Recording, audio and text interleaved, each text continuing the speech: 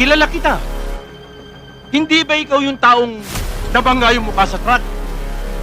Hanga ako sa'yo, Badong. Lumalakad ka na nag-isa. Bakit naman hindi? Malinis ang konsensya ko. At saka wala akong atraso sa mundo. Ano ang dapat ko ikatakot? Walang atraso. Hindi ka panilabutan sa sinabi niya. Alam mo bang wala kang karapatang mabuhay? Pare ko, sino naman ako para kainitan mo? Wala naman ako atraso sa iyo. At saka, small time lang naman ako. Barya-barya. Sisiw ka ako.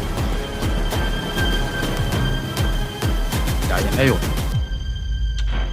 going straight ako.